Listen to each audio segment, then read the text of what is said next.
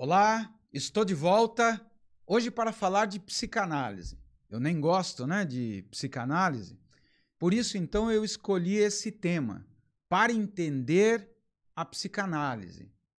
Não é tão simples assim, entender a psicanálise. Se faz muita confusão ainda no Brasil entre psicanálise e outras abordagens, psicanálise e psicologia, psicanálise e psiquiatria.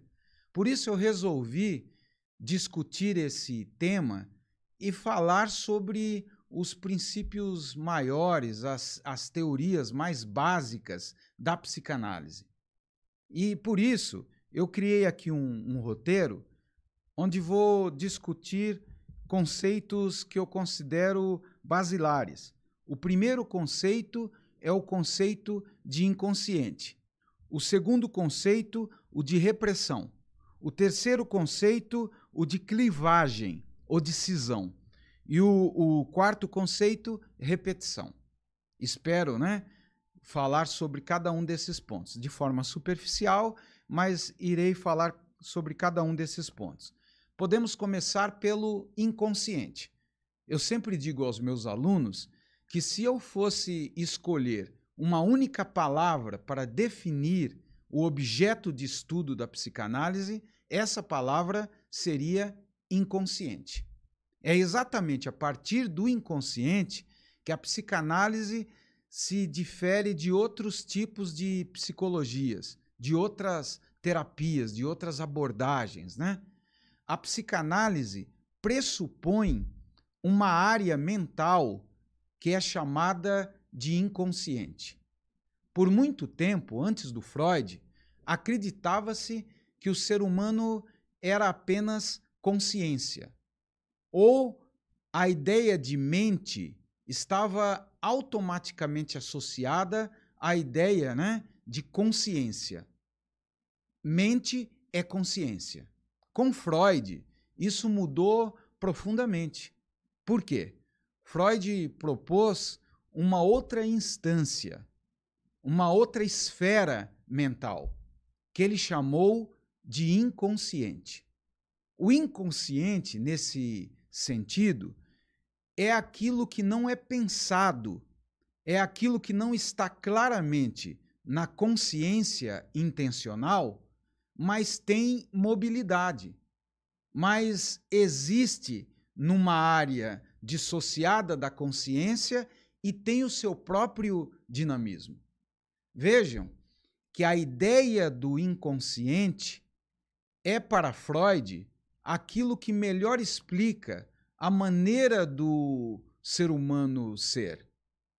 O ser humano não é só aquilo que ele pensa ser conscientemente. Ele gostaria de ser o seu ideal. Ele cria, uma imagem idealizada de si mesmo. Ele se vincula a algo que parece representá-lo. Mas no sentido, da psicanálise, isso não é toda a verdade. É lógico que o seu eu é composto também, dessa parte importante chamada de consciência. Mas você também é uma inconsciência que muitas vezes você desconhece. Muitas vezes você é o oposto daquilo que você diz ser ou querer. Quantas vezes você não se surpreende dizendo que quer uma coisa, mas intimamente, percebendo, sentindo que não quer aquilo? Então entendam que o inconsciente é uma das teorias mais importantes da psicanálise e talvez a teoria mais difundida, mais conhecida do Freud. Ser difundida não significa ser bem entendida. As pessoas deturpam muito, O inconsciente freudiano não tem nada a ver com aquele subconsciente dos mentalistas norte-americanos. O inconsciente não é subconsciente. Ele não está abaixo da consciência, não é uma borda da consciência. O inconsciente é um outro sistema, é um outro. Isso significa que, da mesma maneira que nós temos um sistema consciente, nós temos um sistema inconsciente. E, de uma certa forma, o inconsciente é autônomo. Ele tem o seu princípio maior de regência à parte do princípio de regência da consciência. É isso que me leva a falar sobre o outro conceito, né? Um conceito de repressão. Como é que o inconsciente é produzido? Ele é produzido pelo recalque ou pela repressão. Nem tudo aquilo que nós pensamos, nem tudo aquilo que nós queremos, nem tudo aquilo que nós desejamos, nós podemos trazer à consciência. Por isso, aquilo que não pode ganhar o campo da consciência é dissociado, é retirado desse campo mental.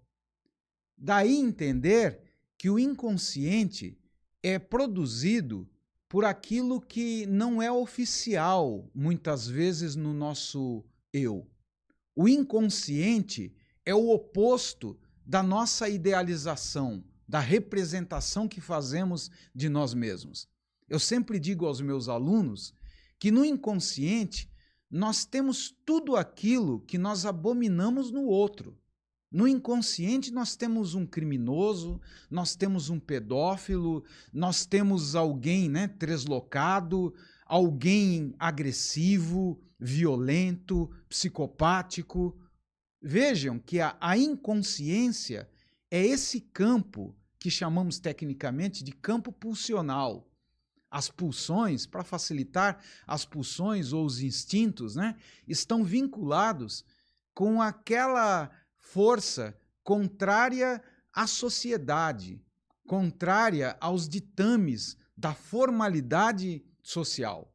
E isso me ajuda até a entrar no terceiro conceito que eu citei, a clivagem. Clivar é fender. Por isso, clivagem do eu significa que, essencialmente, o sujeito estudado pela psicanálise é um sujeito fendido, cortado, né, em dois. Por que ele é cortado em dois? Porque ele é formado pelo corpo, é formado pelos instintos, formado por essas forças, né, que são biológicas, e é também formado pela sociedade, é formado pela moral, é formado pelo costume, é formado pela ética grupal. É lógico que isso gera de uma forma muito original, porque os outros animais não sofrem dessa clivagem, não sofrem dessa cisão. No caso do ser humano, ele é naturalmente desnaturalizado. Ele é um ser que perde aquele verniz único da natureza, da biologia, e ganha, né, uma nova camada, que é essa camada, né, social. E é dentro do âmbito, né, do social e do biológico, nesse embate, que teremos a clivagem do eu. A psicanálise estuda exatamente essas fontes díspares. A psicanálise sabe bem que você tem muitas boas intenções, que a nossa mente consciente, né, bem que parece apontar para o céu, parece que você é um anjo. Mas a sua vida instintual, a sua vida carnal, te impede de ser esse anjo bonito. Você às vezes quer ser fiel a um amor e trai. Às vezes quer controlar um vício e come mais do que deveria. Sabe que algo vai te destruir, né? Mas mesmo assim não consegue parar aquele processo autodestrutivo. Isso ocorre exatamente por causa dessa cisão, dessa clivagem. E aí eu entro na quarta ideia, né? Que é a ideia que nos leva a algo também muito original, a ideia da repetição. Para Freud, a repetição é uma das formas mais comuns do inconsciente agir. A vida mental é produzida pela repetição.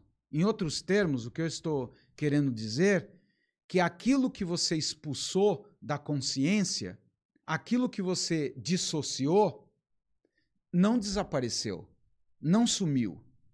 É o que nós chamamos de retorno do recalcado, retorno do reprimido. Tem sempre a tendência a voltar. E o interessante é que a repetição é um modelo básico do próprio condicionamento humano. Nós repetimos coisas, informações, para construir até o nosso cabedal de memória. Só que quando nós entramos no âmbito da repressão, é importante dizer que ao expulsar uma ideia, um desejo, uma pulsão, aquilo tende a voltar, a retornar, porque você não é só consciência. E o mal não está no retorno. Já que a coisa reprimida vai retornar, o melhor seria perceber aquilo que estava recalcado, aquilo que estava reprimido. É essa a proposta de uma psicanálise, de uma terapia. Você vai fazer com que aquilo que estava inconsciente se torne consciente e a partir, dessa percepção, você pode reelaborar, você pode trabalhar aquele conteúdo, ressignificá-lo. O mal está no fato de você não aceitar perceber aquilo que volta, dissociar-se cada vez mais daquilo que está recalcado. Aí isso surge como sintoma, surge como perturbação, como angústia. Vejam, como o campo psicanalítico é interessante. Trabalha com esse ser fendido, com um ser que nunca se ajustará perfeitamente, a uma única maneira de ser, porque de uma forma estrutural seremos sempre dois, seremos sempre, esse ser fendido. Eu agradeço a atenção de vocês, espero que vocês tenham gostado, do tema. Num outro momento volto a falar sobre isso. Por favor, deixe o seu like, comente, mesmo que for para discutir o tema. Se você não concordar, não tem nada. Aqui o objetivo não é doutrinar. Você pode colocar a sua opinião, mas deixe o seu comentário. Se quiser, divulgue para outras pessoas, compartilhe o conteúdo. Só assim você vai fazer com que o nosso canal atinja mais pessoas. Muito obrigado e até a próxima vez.